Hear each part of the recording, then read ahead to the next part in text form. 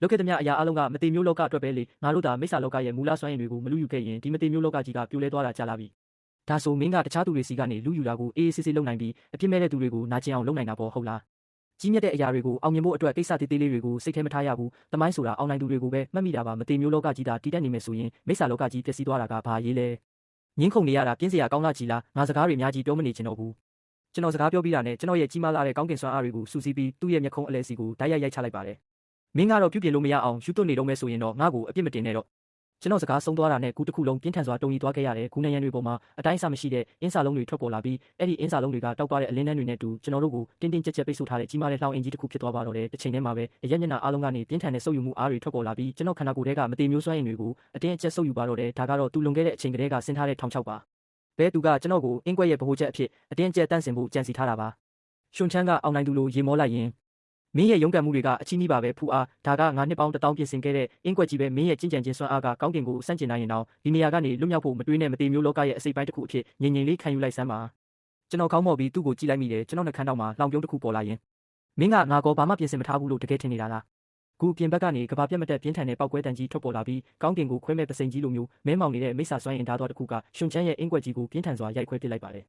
်မိုးရန်ရဲ့ပုံရိပ်ကကူဝမှာပေါ်လာပြီးသူ့နောက်မှာတော့ပရွက်စိတ်တွေလိုအတိုင်းအဆမရှိတဲ့မိစ္ဆာစစ်တပ်ကြီးပါရှိနေတာပါနောက်တစ်ဖက်မှာတော့ယုံကျင်းကလည်းနက်စစ်တီတွေနဲ့စစ်သူကြီးတွေကိုဥဆောင်ပြီးနောက်ဖက်တောင်တစ်ခုလုံးကိုရေတစက်တောင်မလွတ်နိုင်တော့အောင်တင်းတင်းကြပ်ကြပ်ဝန်းရံထားပါတော့တယ်မဖြစ်နိုင်တာမင်းနာကိုဘယ်လိုလုပ်လိုက်တာလဲမင်းကငါပြီးခဲ့တဲ့တလားလုံးပြန်လဲမွေးဖွားခြင်းရေကန်ကိုပဲပြုပြင်နေတယ်လို့တကယ်ထင်နေတာလားငါဒီကအင်းကွက်ကိုယုံကျင်းစီကိုအစကတည်းကချိတ်ဆက်ထားခဲ့တာမင်းဒီအင်းကွက်ကိုအသက်သွင်းလိုက်တာကမင်းရဲ့ဒီနေရာကိုသူတို့စီလှမ်းကြောင်းကြားလိုက်တယ်လို့ပဲရွှန်ချမ်းရဲ့အမူအရာချက်ချင်းပဲတကယ်ကိုအယုတ်ဆိုးသွားပါတော့တယ်သူအကွက်တိုင်းကိုတွက်ချက်ခဲ့ပေမဲ့နတ်မင်းကြီးနဲ့မိစ္ဆာရှင်သခင်တို့ကကျွန်တော်အတွက်ကြောင့်လည်းပူပေါင်းပြီးမတေမျိုးမိစ္ဆာပူပေါင်းစစ်တပ်ကြီးနဲ့သူ့ကိုလာတိုက်ခိုက်လိမ့်မယ်လို့တော့ထင်မထားခဲ့တာသိချပါတယ်သူတို့ကမင်းတယောက်တည်းအတွက်ကြောင့်လည်းပူပေါင်းလိမ့်မယ်လို့တကယ်ယုံနေတာလားသူအော်ဟစ်လိုက်ပြီးသူ့ရဲ့မတေမျိုးစွမ်းအားတွေကိုအပြင်းထန်လောင်ကျွမ်းစေကကိုဖောက်ခွဲပစ်ဖို့ပြင်ပါတော့တယ်